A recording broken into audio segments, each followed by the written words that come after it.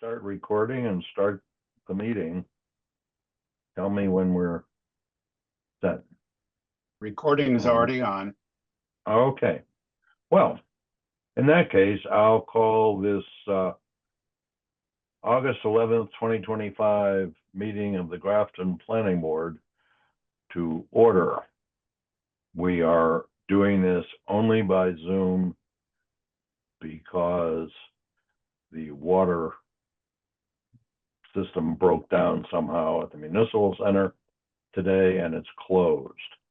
So we can't include people in the conference room that we had announced we would be meeting in.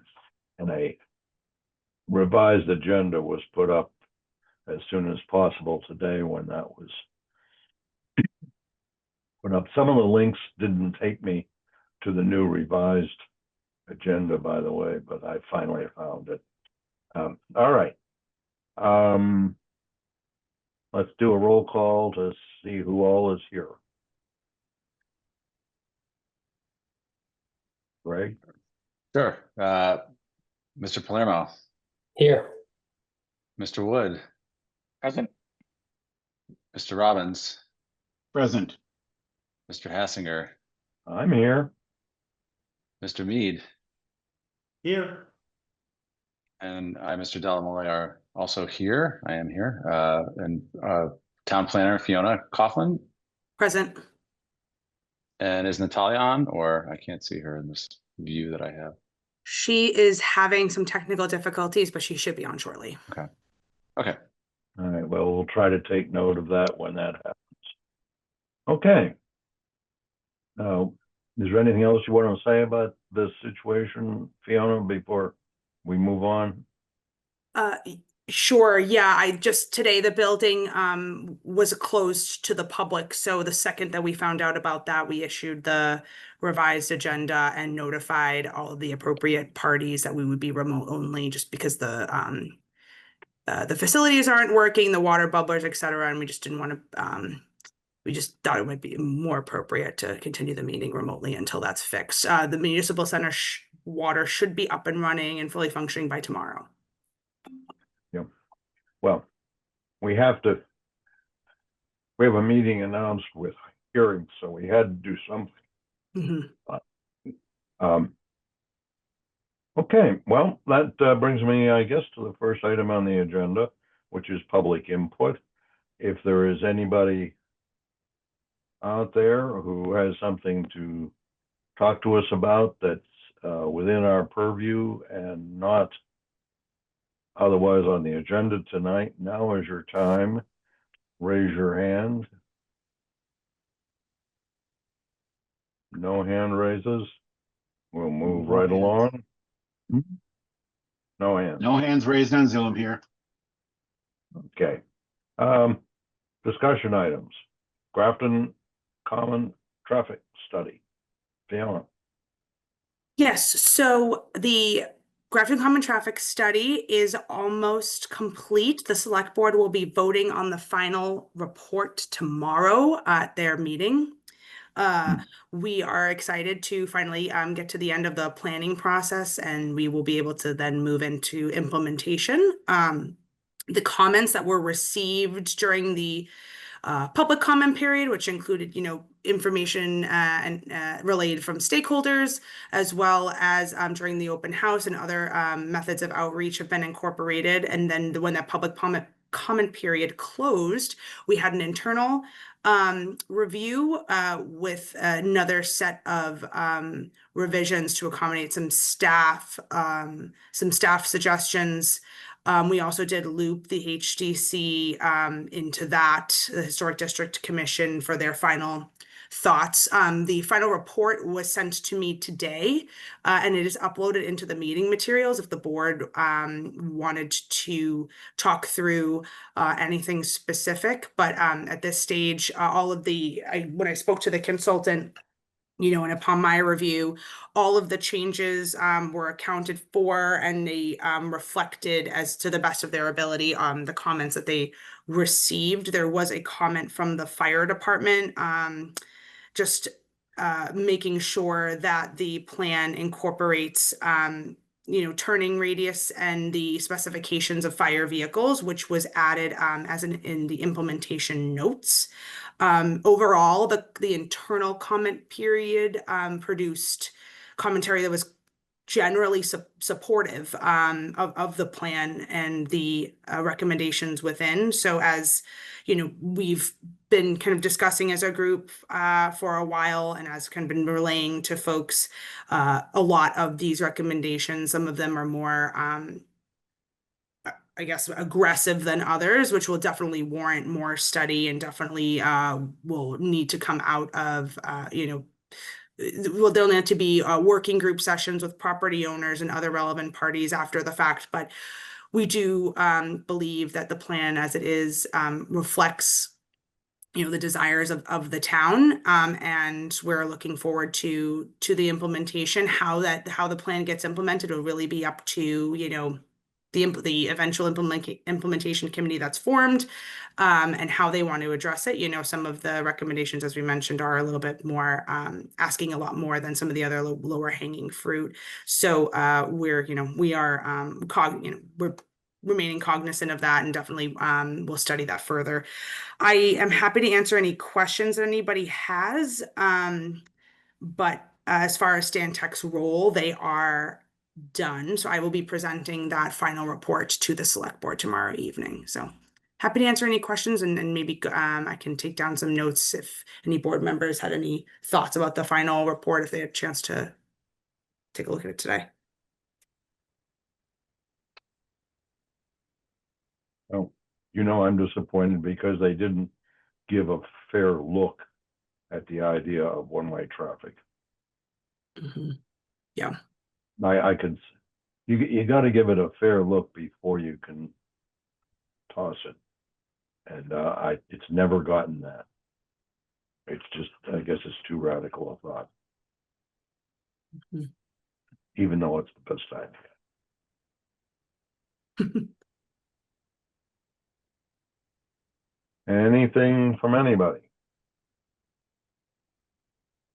Well, I think I think they did a good job.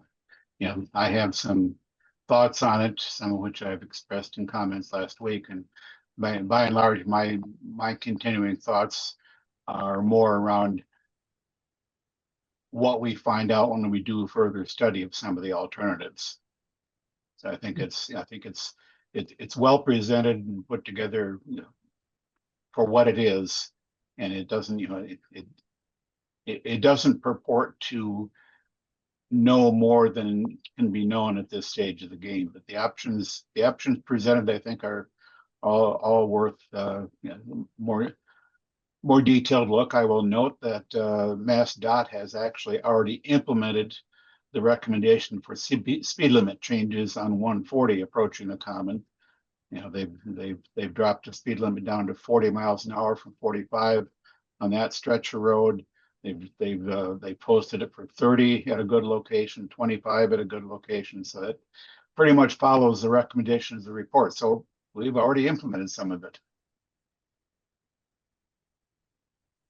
Yes, and then the painting of the lanes is in line with the MassDOT design standards. It actually does shorten the lane widths by half a foot on either side. So that actually was also implemented as well. So the physical width of the road of 140 heading into the common along that stretch that Dave was just explaining that's not physically shortened, but the painted lines are reflective of narrower lanes in either direction.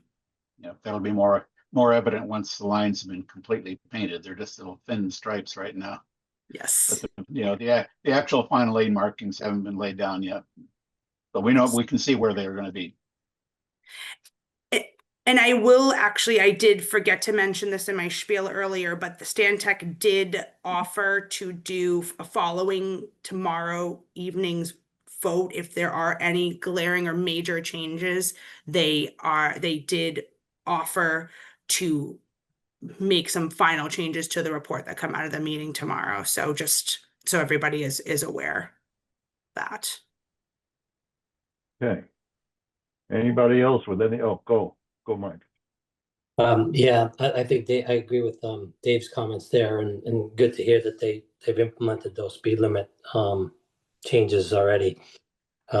My only comment is, it's not a question, it's more of a comment. Some of the alternatives that they put forward, as you said, Fiona, are more aggressive than others. And, as long as the implementation committee really looks at those, because some of those can deter people from actually wanting to go up to the common area. And in no way, shape, or form, I don't think that's what the intent of the project is. But on the whole, I thought it was very well done and very detailed. Yeah. Okay. Oh, I'll just briefly add, it looks like it's from skim of the final implementation notes that some of the options that they're proposing for like around the common itself is eliminating, I want to say 15, 20 back and napkin parking spots that are around the common as it exists right now. That I don't know what the appetite for that is right now, given what the common is used for in general. And I still have my feelings on the two-way of Jordan Boulevard, but that's already been said and doesn't need to be. I don't need to be the dead horse. Anybody else? Apparently not. Bills. I'll Bill, move that the board authorize payment of the bills. Second, moved and seconded. Discussion. Hearing none. Roll call. Mr. Palermo, Aye. Mr. Wood, aye. Mr. Robbins, Aye. Mr. Hassinger, Aye. Mr. Delamole votes aye. Motion carries unanimously. Minutes of previous meetings. Did we have any minutes? No. No. Oh, all right. Staff report. Okay, so I have been directing my focus on closing out some outstanding items. I officially closed out the municipal fiber grant, the community compact grant that we received for the Wi-Fi hotspots. I closed that out today, now that I had all of the final paperwork. So that's exciting. I did officially apply for a high hazard program dam grant through FEMA for the Fisherville Dam, which is forwarding the design and permitting work that we had, or it's the second phase of that work. We started the first phase through a separate grant through EEA with tie and bond. That is closing out in August. And once that is closed out, this grant will basically be starting right away. So I did formally upload all of the materials for that grant application to the new EOEEA portal. So that is moving along. We are just trying to make sure that we are prioritizing the upgrades to that dam, considering its status, and it's a priority of the state as well. So we are paying extra close attention to it. I have been, I have a call with CMRPC to Wednesday this week to talk about the ADU bylaw work.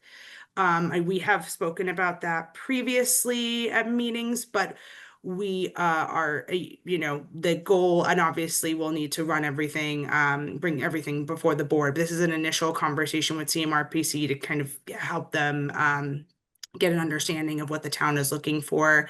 And then once we get kind of a game plan sorted with them, they'll probably be coming before the board to present and do a kickoff meeting with how we're going to kind of tackle coming into compliance with the law. So stay tuned for that.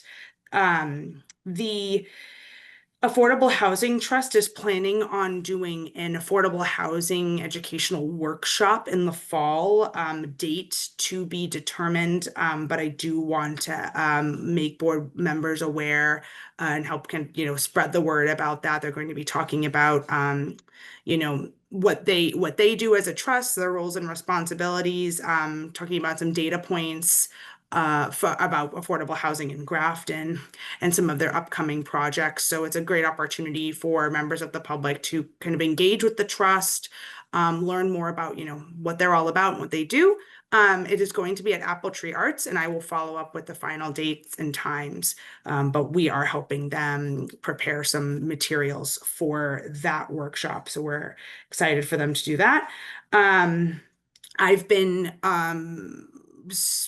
focusing a bit more lately on construction compliance. So going out with Graves Engineering, kind of going out independently, myself and our intern, as well as a conservation commission, checking on projects. We do have Graves paying very close attention to obviously the bigger players, producing regular reports. So, we do have eyes on things, but, I'm trying to take a stronger role in that kind of surveillance. Sometimes a month goes by and I don't get a chance to go out, but I've been trying to make a point to go more often, especially as we're seeing some more activity. So if anyone has any questions about any project and construction projects in particular, I can answer some of those, but just kind of a general update about trying to get out there, drive around, walk some of the sites. Yeah, but everything is fine. And, again, we're watching and monitoring the reports from Graves. So, and no glaring issues. I did want to talk through, and I know that we had circulated this earlier today via email to the board members, but there was a CMRPC informational presentation regarding DOER's, the Department of Energy, and oh my gosh, I'm sorry, Bob, you could probably correct. There's so many acronyms, but anyway. Energy resources. Yes, thank you. Tip of my tongue. So yeah, so Matt, Department of Energy Resources, yes. yes, so they did an introductory presentation with CMRPC about some of the upcoming changes that communities in Central Mass and in particular will be having to take on as these in light of the new clean energy law. So more or less, and I don't have all of the information. I do have a phone call with Stephen Menno of DOER, who's a Central Mass rep, tomorrow to get a better handle on what is to be expected of communities. But the crux of it is really that these cleaner energy products that are under a certain wattage of energy generation will be considered essentially protected, more or less similar to the kind of ADU law that we're seeing. So they're going to be subject to a kind of streamlined, expedited permitting process at the local level that will likely involve some zoning bylaw updates. Particularly our solar uses in town are permitted via special permit, and it is highly likely that will probably need to change, but to be by site plan approval, if I'm understanding the law correctly. But Bob is shaking his head, so Bob can probably fill me in on what he learned. Well, I don't know whether this comes here or under things from CMRPC, but yeah, I did the webinar or whatever it was. And it was, this is the first I've really seen anything about it. And I was almost overwhelmed with it's going in all directions, and it was not at all clear to me what we can and can't do and so on. But if you look at the first item in the correspondence, what was just added, I don't know, today, it's the slideshow from that meeting. And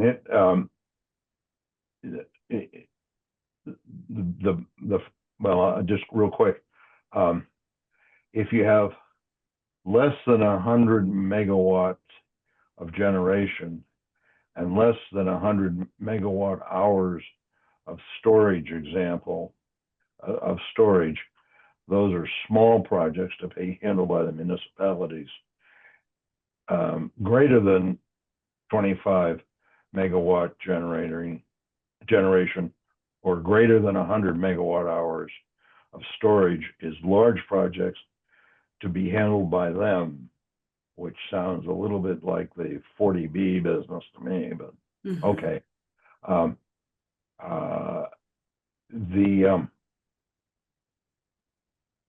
If the next thing down though is there's the 12-month boundary, and to issue a decision,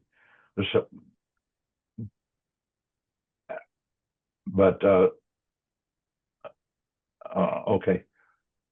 When I asked, he said that the current zoning regulations, like special permits and whatnot, would still be in effect for the ones that we see. Not at all sure about that. This is going to take. Thing is, I was concerned that we might be wanting to put things in.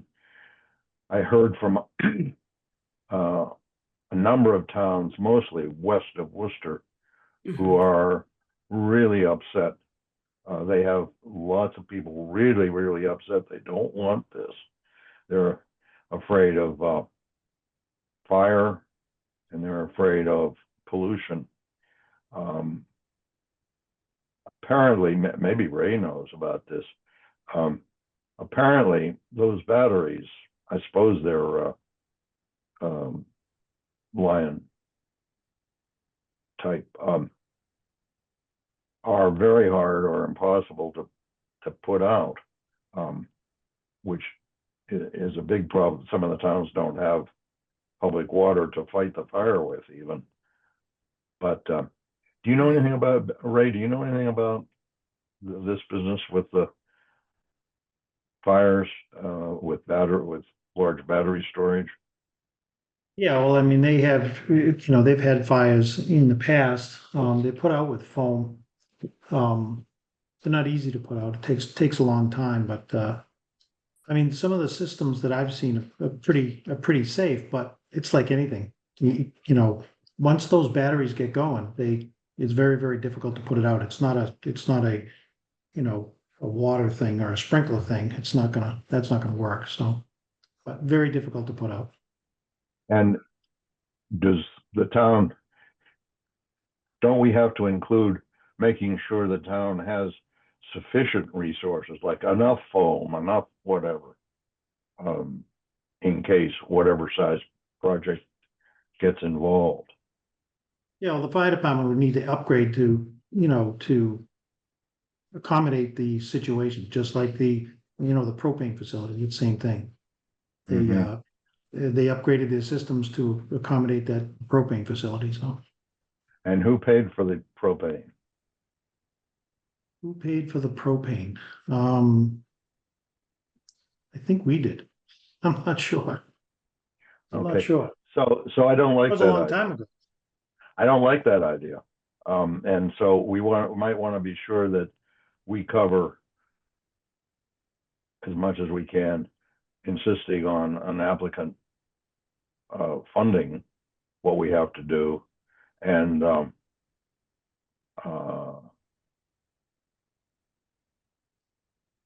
what was the other part of it?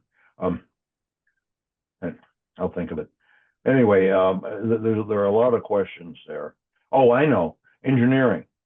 That some of the towns that are having the fights are having to hire consultants who know all about this stuff or know more than we do. And it's costing them money. So I'd want to be sure that whatever the approval path is, it goes through requirements that the applicant pay for the consulting. And in any case, okay, we're getting down to the end of the time. So there's a lot to think about, a lot to look through the attachment or the correspondence. Okay. Justin. Yeah.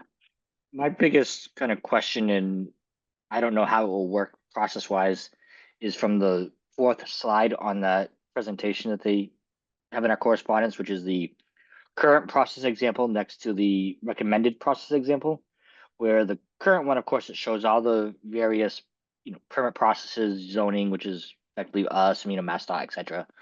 And each of those have their own decision. The recommended process is basically one application. It goes to all those departments, zoning, wetlands, et cetera.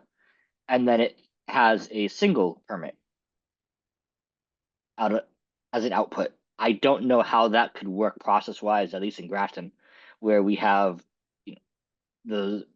our board, of course, has its own jurisdiction and decisions we need to make, where Comcom has others, et cetera. So that's a interesting piece from that I caught. That was part of what I tried to ask about the other night. We have chapter 40A and chapter 41, whatever, that tell us that we have to do certain things. Now, they put a time limit of a year on, and okay, that's not too big a conflict with our rules, but our rules say that we have to do certain things in our way.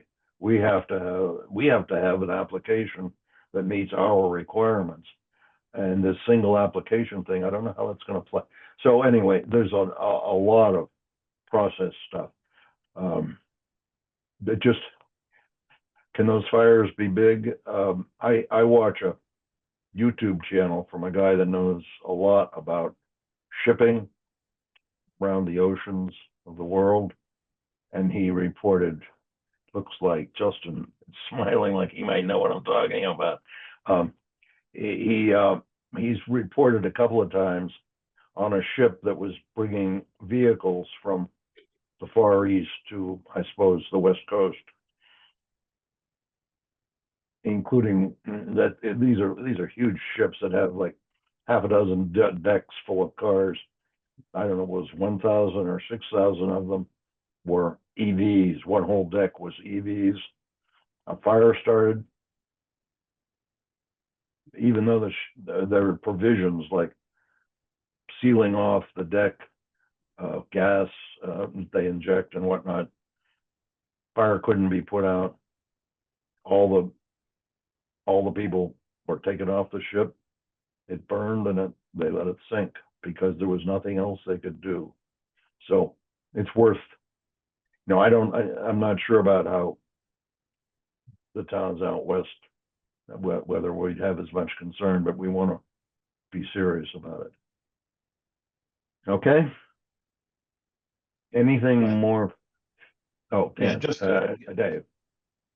a quick comment on that. This kind of reminds me of the process that we went through for the MBTA community zoning. Looking at the timeline that they published in the slide deck, they proposed to come out with some draft regulations next month, followed by public hearings, and by March, final regulations. And if our experience with the MBTA communities is any guide, the regulations changed quite drastically between the initial and the final. And it is discussions like we've been having that are going to be a very important part of those public hearings. Because what typically happens, I think, is that they publish the draft regulations. They've got what seems like a good idea, and until they start figuring out, well, how exactly do we do this? And so, for example, the permit process, they probably haven't thought too much about how their idea interacts with the various laws that govern planning board procedures and other procedures. So there's a whole lot that's going to be worked out as part of that process. And so we want to, I think, those of us who are interested want to engage in that process. But yes, there are a lot of open questions as of now, and the draft regs are not going to make very many people happy, I suspect. Yeah, I want to get a hold of a better handle on how many acres would be involved in a 25 megawatt generation setup, and how many acres would be involved in 100 MWh storage facility. I know that some of the ones they were talking about, it's not just the area of the solar cells or the area of the batteries. There's ancillary stuff that also takes space. And so would give us a little more of an idea of how many places a graftedness might actually be a concern. So Fiona, it's we're at 7:30. Fiona, do you have any more on your staff report? No, I don't. I think I'm good. Thank you. Okay. And does anybody have anything else under the correspondence besides this? Apparently not. All right. Now we'll go to the continuation of the public hearing, the public hearing, I think. Public meeting for special permit A 2025 61 277 Providence Road. Fiona. Sure. So thanks, Bob. So since the last meeting, there was a few comments that were made by the board. I met with the applicant at my office to address some of that commentary through some follow-up and rereading the bylaw. There was a couple of corrections that I needed to make myself from my original memo. So I did produce a follow-up memorandum that I submitted into the exhibits. It's Exhibit 16, just clarifying and correcting a couple of the errors that I had made.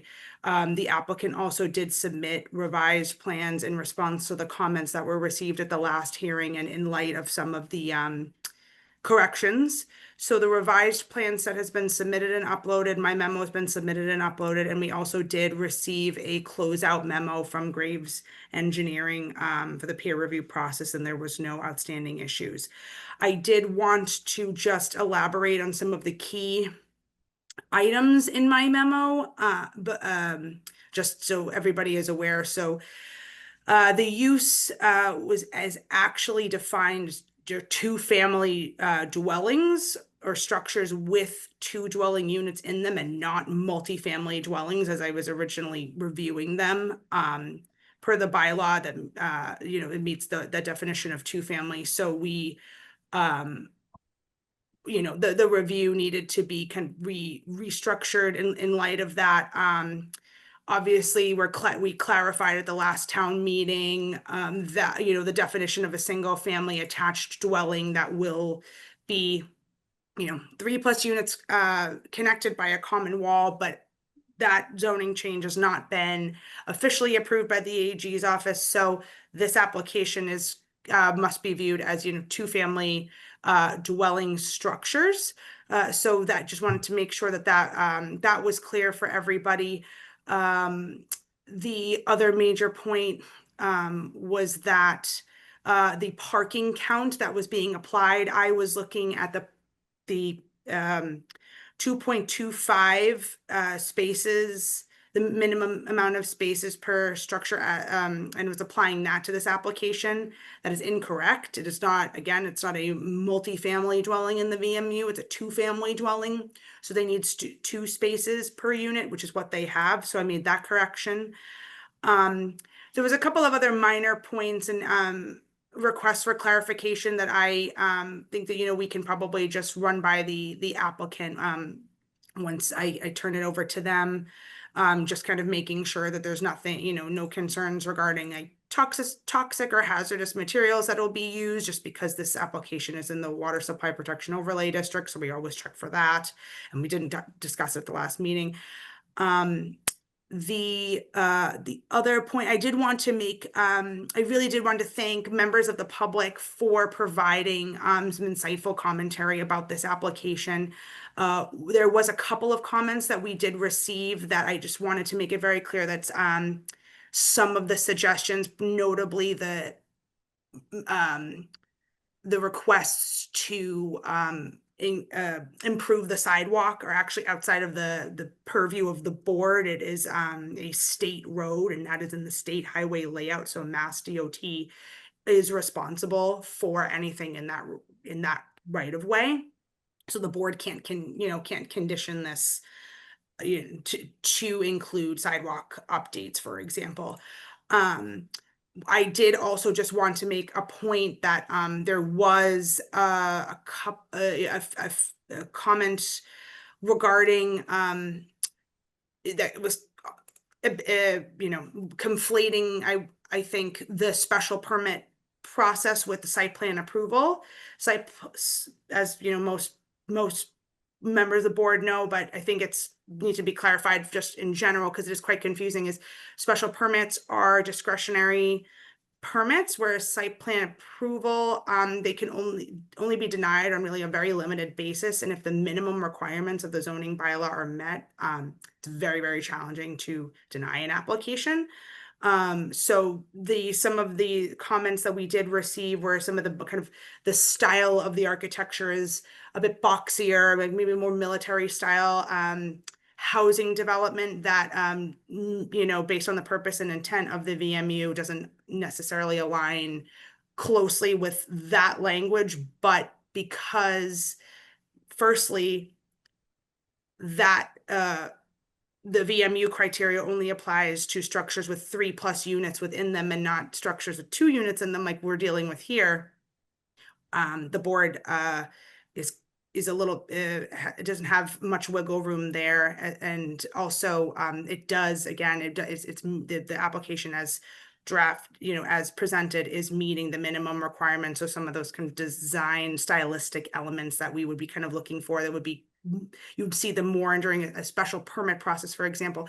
It's not, it doesn't really weigh heavily on the decision making process for this particular instance. So I am happy to answer questions about anything in my memorandum. I know that it can be a little bit confusing, and we did have to kind of, I did have to go back and kind of correct myself in a few areas. So I'm happy to elaborate further. But from my perspective, I will say that, once the corrections were made, I don't have any other really glaring concerns. A couple of nitty things that I outlined in my second memo, but I'm of the opinion that it's nothing that would have to necessarily hold up the proceedings of the board, or the moving forward with the application. But I'm happy to answer any questions that the board may have. And then I also think, I know that Rauf and Gabriel are here and can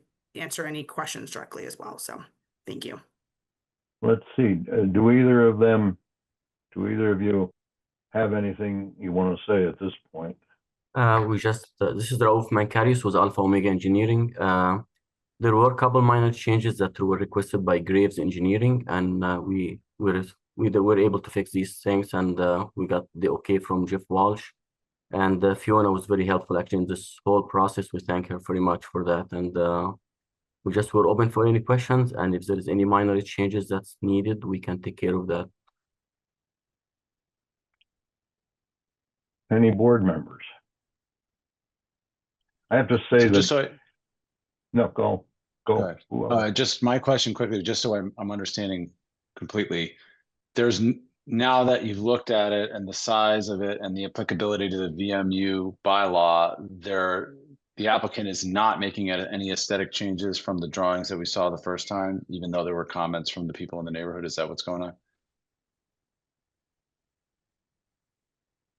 The design, the architectural style is not changing, unless unless Gabriel or Rauf have something else to add. There was, in response to, this is kind of more of an engineering comment, but the greater separation that was created between that turnaround area and the front door, but I think that was the major. Okay. Yeah. Anybody else? Mike? The comments that Fiona, that you shared those with the applicant, about the hazardous materials, the dust, and the other components. Do they have any comments on those things? There will be no hazardous material on site. This is residential, pure residential, and we have to follow all the requirements by the town. Well, and Gabriel, if I may just, typically we do, how are you going to be handling, just dust on site? Are you going to be using a water truck or sweeping the standard measures? I don't know if that was included in the stormwater management notes on the plans. Just want to make sure that that's clear. I'll double check the plan, but I believe it's on it, but we will do the street sweeping. It should be on the stormwater management plan. Okay.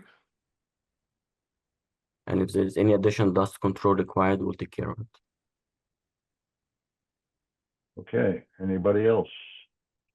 I am concerned about, I'm not, we hear we can't do anything about it, but the comment from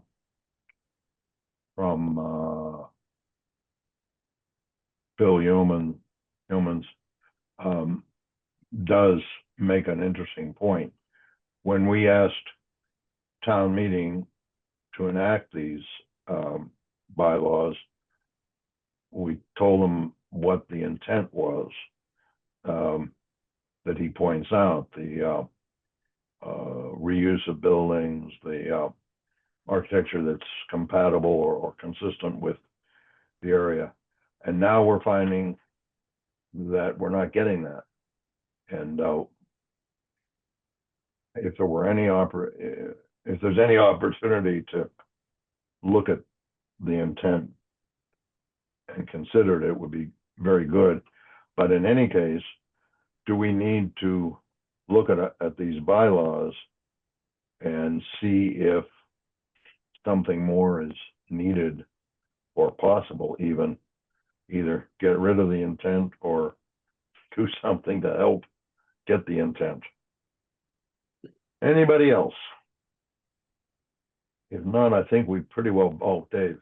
Yeah, just to reinforce that point, on my list, and this has been on my list of things I'd like us to do, and it's been on my list for several years now, is to basically review the entire VMU bylaw in light of our experience with it to date.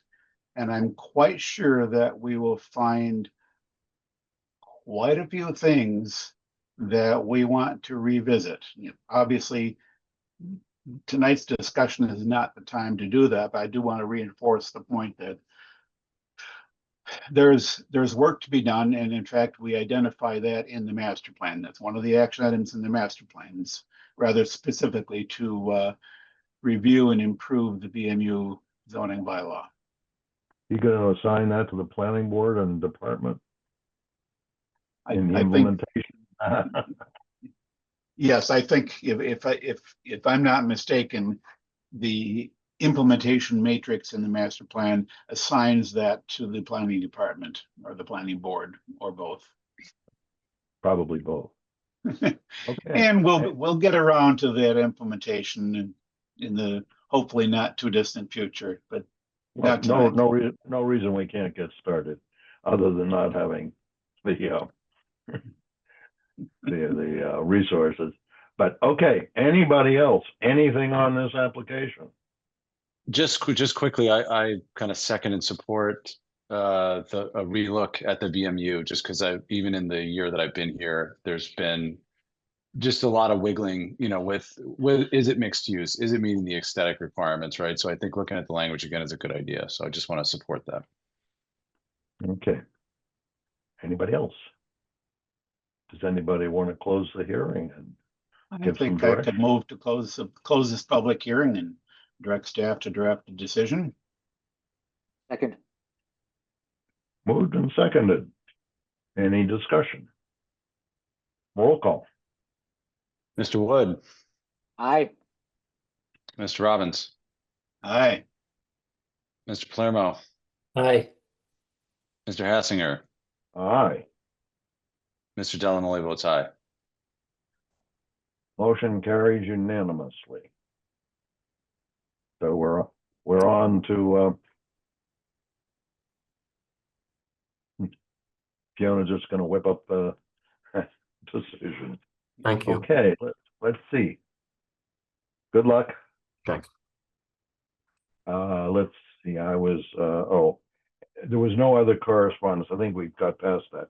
So I'm down to reports from planning board representatives on town committees and CMRPC. I already got mine in. There's the fall quarterly meeting of the commission has been announced. It's going to be out at Anthony's in Auburn.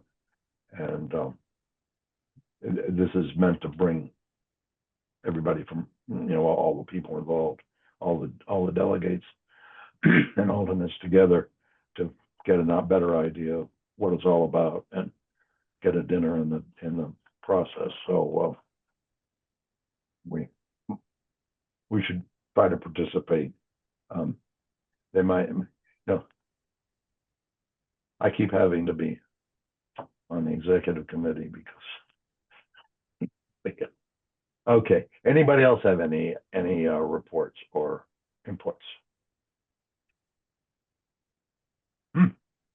All right. Well, Dave, did you want to speak to the Milford Road? Oh, yeah, we brought up at the, I brought up at the previous board meeting that the Open Space and Rec Committee is recommending that the 227 Milford Road, Oakmont Farms open space parcels be officially placed under Concom control. We've had some subsequent correspondence with that, and I think we are headed towards, and I don't think there's a date for it yet, but I think it appears that we're headed towards having the select board basically, the town already owns the property, but the select board can re-deed it so that it's effectively amending the deed so that it's under Concom control, which is sort of one of two ways of placing a parcel under Concom control. It's often done by a deed. Sometimes it's done just by a town meeting vote. We've done that more than once in recent years. But anyway, it looks like we've gotten no pushback on that as of yet, and so we're headed in that direction. These are open space parcels going back to 1996. Well, we don't need to just rehash the whole history of it, but one of those parcels was always intended to become conservation land, except that never actually happened. But I think we're now in a position to say that both those parcels, because except for where the parcels border on the subdivision lots, they're entirely surrounded by conservation land, either owned by the town or by the land trust. So it makes perfect sense to officially make them conservation land. So that's likely to happen within the next few weeks. The other thing we mentioned, which is presumably going to happen whenever the time is appropriate, the High Point open space is also ultimately, I think, destined to become conservation land, but that happens when the land is turned over to the town, which may happen in the fall or may not, depending upon when all the rest of the High Point paperwork is ready to go. Yeah, good. I reminded myself about that open space. I